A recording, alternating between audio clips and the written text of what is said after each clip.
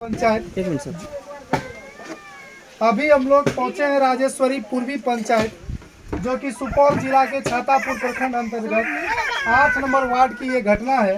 ये महिला जो प्रसव की पीड़ा से अपना प्राण को त्याग दिया है और प्रसव की पीड़ा झेल नहीं पाई, एम्बुलेंस के अभाव में यहाँ जो 8 नंबर वार्ड है, आपको दिखाएंगे वस्तु स्थिति। जो सड़क का मुख्य मार्ग है उससे लगभग 2 किलोमीटर दूर ये सुदूर दलित का बस्ती है, राम टोला है।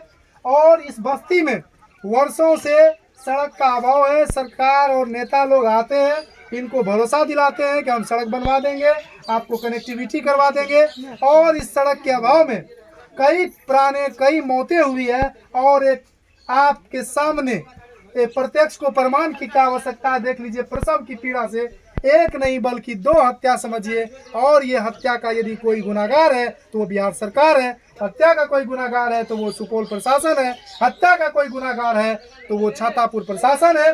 और ये प्रसव की पीड़ा देखिए, इसके पेट में एक छोटा नन्हा सा बच्चा पल रहा था, जिनको जानकारी जैसे घर के लोगों को हुई, उठा करके और किसी तरह से एम्बुलेंस बुलाया। जब तक मैं एम्बुलेंस बुलाया और अस्पताल पहुंचा, अस्पताल के बाहर ही ये दम तोड़ दिया।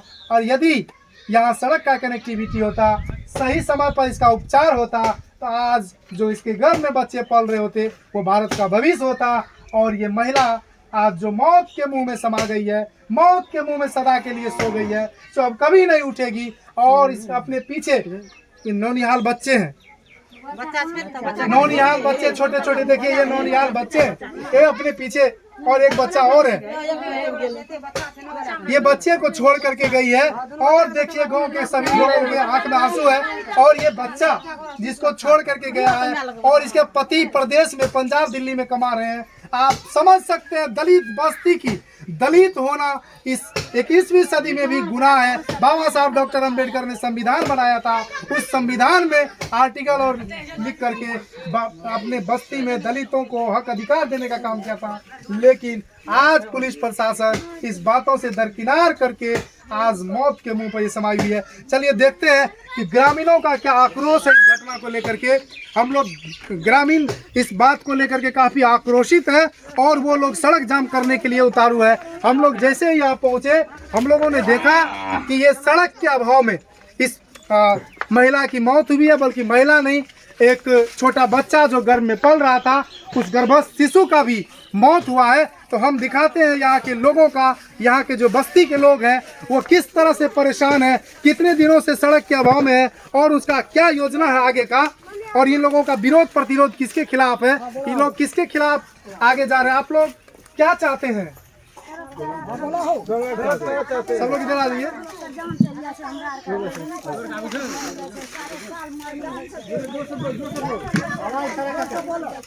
आप लोग ये बताइए, ये जो घटना हुई है आज की घटना है, आपकी कौन है वो? अच्छा, जब मतलब कि आप उनको जब दर्द शुरू हुआ तो आप फोन किए एम्बुलेंस को, और उसको यहाँ से कैसे उठा के ले गए सड़क तक? गोदी करके, मतलब समय लगा होगा। और ये देखिए समय के अभाव में और प्रशासन के उदासीनता का आज एग्जाम्पल है इसकी पुतोहू, इसकी वधू, जो प्रशासन की उदासीनता का शिकार हुआ है। और इनके पीछे छोटे बच्चे, 2 छोटे नौनिहाल बच्चे हैं, और ये तीसरा बच्चा उसके गर्भ में पल रहा था, उनकी जच्चा बच्चा दोनों की मौत हो गई। और इस सड़क को लेकर के ये लोग कई बार आंदोलन किया है, बहुत बार किया है क्या? और यहाँ के वीडियो साहब ने हमें भी आश्वासन दिया था कि हम लोग सड़क बनाने का काम करेंगे। तो आप लोगों का क्या अभी आंदोलन के रुख में है, सड़क जाम करने की? अच्छा, सड़क जाम करने से चूंकि लोगों को ही दिक्कत होगी। अभी हम लोगों ने वीडियो साहब से बात किया है, आदरणीय रंजीत जी जो पूनम जी के पति हैं जिला परिषद के, इन्होंने भी बात किया है। सबको भरोसा दिलाया गया प्रशासन के द्वारा कि हम यहाँ एक टीम भेजेंगे कल, और इस परिवार को भी सहायता देने का काम करेगा, और सड़क कनेक्टिविटी। क्या इससे आप लोग संतुष्ट हैं इस बात से? ऐसा आश्वासन पहली बार मिला है या इससे पहले भी कई बार मिला? मिल चुका है सर, कई बार मिल चुका है, लेकिन कहीं भी समाधान नहीं हुआ। अच्छा, ऐसा बार बार होता है जब आपके बस्ती में किसी की मौत होती है, कोई बीमार पड़ता है, उसको उठा कर ले जाना पड़ता है, उठा के ले जाना पड़ता है। कितना किलोमीटर? लगभग 2 किलोमीटर।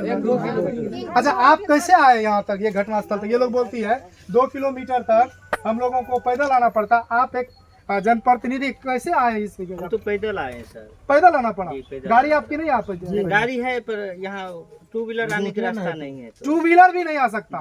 तो आप सोच सकते हैं कि यहाँ के जनप्रतिनिधि खुद कह रहे हैं कि यहाँ 2 व्हीलर भी नहीं आ सकता है, तो एम्बुलेंस आना तो नामुमकिन ही है। इसलिए ये जो घटना हुई है आज, एक गर्भवती महिला की मौत हुई है, इसका गुनाहगार पुलिस प्रशासन है, इसका गुनाहगार सुपौल के प्रशासन है, और तो और दलितों के मसीहा बिहार के मुख्यमंत्री जो अपने आप को दलित महादलित का नेता बताते हैं, वो शुभचिंतक बताते हैं, माननीय मुख्यमंत्री नीतीश कुमार जी, जो कहते हैं कि कई योजनाएं हमने इस बस्ती के लिए दिया है। यहाँ तो मैं देख रहा हूँ कि इस बस्ती पर कोई भी योजना सरकार की धरातल पर नहीं दिख रहा है। कोई योजना का लाभ मिल रहा है क्या? जैसे देख लीजिए, बस्ती के सारी घरे झोपड़पट्टी है, कोई भी घर पक्का आपको नहीं मिलेगा, क्योंकि ईंट आने का, यहाँ ट्रैक्टर आने का रास्ता नहीं है, यहाँ कोई गाड़ी आने का संसाधन। यदि कोई बारात भी, किसी का शादी भी होता होगा, तो मुझे लगता है कि 2 किलोमीटर बारात को भी पैदल आना पड़ता है। और इस बस्ती में मुझे लगता है कोई शादी करने के लिए भी तैयार नहीं होता होगा। तो कितनी हैरानी, परेशानी और शर्म की बात है। और तो और मुझे जब इस बात की जानकारी मिली कि जब किसी की मौत होती है, जब ये लोग भूमिहीन है, दलित समाज से बिलोंग्स करते हैं, जब ये लोग सरकारी जमीन पर, नहर के किनारे, सड़क के किनारे लाश को जलाना चाहते हैं, तो यहाँ के कुछ दबंग लोग, सामंती लोग उसका भी विरोध करते हैं और लठ दिखाते हैं, कहते हैं वो लाश भी नहीं जलाने देंगे। ऐसा बात है क्या? तो आखिर यहाँ के लोग जब रक्षक ही भक्षक बन जाए, जब जनप्रतिनिधि घड़ियाली आंसू बहाने के लिए केवल आते हो, और जो पुलिस प्रशासन के लोग हैं, अधिकारी पदाधिकारी लोग हैं, वो केवल खाना पूर्ति करता हो, तो ये दलित का बस्ती भगवान भरोसे आखिर कब तक चलेगा? आखिर जो सरकार की लाखों लाख की खर्च होती है योजनाओं पर, वो योजना सरकार की धरातल पर कब दिखेगा? आखिर नीतीश कुमार जो बिहार के मुख्यमंत्री हैं, उनकी नींद कब खुलेगी और कब इस दलित बस्ती पर मुख्य धारा से ये जुड़ेगा? ये प्रश्न आपके लिए भी है, हमारे लिए भी है, और इस प्रश्न का जवाब आपको हमको देना होगा, क्योंकि यदि हम लोग आवाज नहीं उठाएंगे तो लाश उठाना पड़ेगा। आज क्या उठाना पड़ेगा आप लोग को? और लाश पर लाश आप लोग उठा चुके हैं, और आवाज भी संवैधानिक दर्जे में रह करके देना है। लेकिन आपको आज ये कसम खाना होगा, आपको ये आज संकल्प लेना होगा कि आज जो गर्भस्थ महिला मरी है, दूसरा महिला नहीं। ये देखिए, उसके चाचा जी है, जो महिला मरी है उनके चाचा जी है, चाचा जी ना, उनके भाई भी है, उनके परिजन के लोग भी आए हैं। हम लोग काफ़ी दुखी है, यहाँ के लोग भी दुखी है ना, यहाँ के लोगों का कष्ट है, प्रॉब्लम है ना, वहाँ के लोगों की, लोग सब समझ रहे हैं। ये इसमें किसी का दोष है तो वो प्रशासन का दोष है, यहाँ के अधिकारी और जनप्रतिनिधि का दोष है, जिनके हत्थे ये परिवार चढ़ गया और मौत के मुंह में सदा के लिए सो गया है। सीओ साहब कई बार बोले कि जाएंगे, लेकिन अभी तक इस टोला पे नहीं आया है। सीओ साहब से लेकर के बीडीओ साहब और कई बड़े पदाधिकारी ने लोगों को बार बार आश्वासन दिया, स्थान का भी निरीक्षण किया गया, कमेटियां का भी निर्माण हुआ, उसमें यहाँ के स्थानीय जनप्रतिनिधि भी कमेटी में है, लेकिन कोई भी समाधान नहीं हुआ। तो मैं यहाँ के जनप्रतिनिधि, एक जिला परिषद के पति है, मैं आग्रह करूंगा कि आप लोग इस बस्ती के लिए क्या सोचते हैं, क्या आगे का रास्ता है, क्या आश्वासन देना चाहेंगे इन लोगों को? सर, सबसे पहले तो ये छातापुर प्रखंड में पड़ता है। हम त्रिवेणीगंज जिला परिषद सदस्य पूनम, मानवता के नाते मानवता के नाते हम सर वीडियो साहब से आपके सामने में भी, सबके सामने में बात किए हैं। वीडियो साहब बोले हैं कि कल हम एक टीम गठन करके भेजते हैं। आखिर बार बार टीम का गठन होता है और वो टीम 10 दिन के बाद कचड़े में डाल दिया जाता है, उसका कोई नतीजा नहीं होता, कोई रिजल्ट नहीं होता है। आखिर कितने कमेटियां गठित होगी इस दलित बस्ती पे एक छोटा सा सड़क निर्माण के लिए? ये एक बहुत बड़ा प्रश्न है।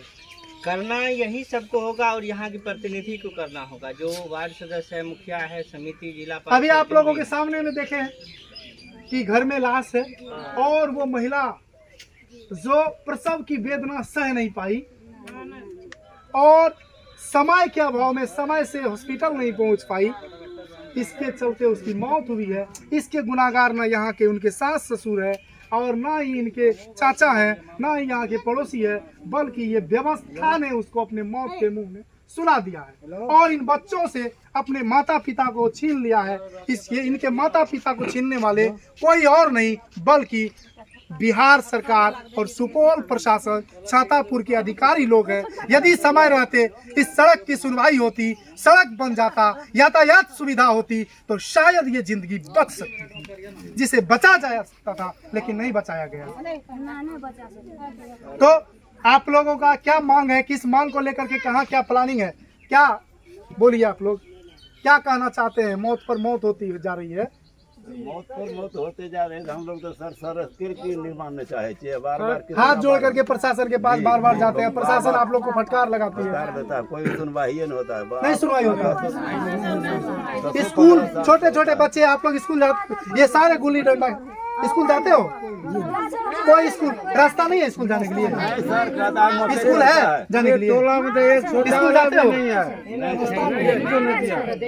रास्ते जाने के लिए नहीं देता है। तो एक तरह से शिक्षा व्यवस्था, स्वास्थ्य व्यवस्था के हत्थे चढ़ गए ये महिला और ये बच्चे शिक्षा व्यवस्था के हत्थे चढ़े हुए हैं। तो हम लोगों के लिए एक बहुत बड़ा प्रश्न है, जिस प्रश्न का हल करना यहाँ की सरकार और प्रशासन का जवाबदेही है। Because they are a public servant but they forget our responsibility. हम उसको जिम्मेवारी याद दिलाने आए हैं कि आप जो वर्दी पहनते हैं, आप जिस पोस्ट पर बैठे हैं, सरकार आपको पेमेंट करती है, गरीबों के खून पसीना से आपका पेमेंट और कुर्सी का खर्च जुटाया जाता है। इसलिए नहीं कि आप ऑफिस में बैठकर एसी का हवा लगाए, बल्कि गरीब और दलितों की जो समस्या है उसका समाधान करना भी आपकी जवाबदेही है। तो इसी के साथ हम आशा दिलाते हैं कि आप लोग ज़्यादा हतोत्साहित नहीं होए, आप लोग हिम्मत के साथ ये अंतिम संस्कार करें और आगे मुस्तैदी के साथ प्रशासन के आंख में आंख मिला करके इस सड़क के लिए आंदोलन करेंगे। उस आंदोलन में हमारी भी भूमिका रहेगी, लेकिन अभी अंतिम संस्कार पहले करिए, क्योंकि जब तक उसका अंतिम संस्कार नहीं होता है, कुछ भी करते हैं तो ये हम लोगों की मानवता के खिलाफ जाता है। इसलिए हम आप लोगों से हाथ जोड़ के प्रार्थना करेंगे कि आप लोग पहले वो जो महिला है, जो गर्भवती महिला है, जिसके गर्भ में भी जच्चा बच्चा दोनों का मौत हो चुका है, सभी लोग आंखें नम है। तो सड़क का जो आप लोग सड़क पर आंदोलन की जो आप लोगों ने रूपरेखा बनाया, हम आग्रह उसको कैंसिल करके सबसे पहले उसका अंतिम संस्कार हो। धन्यवाद।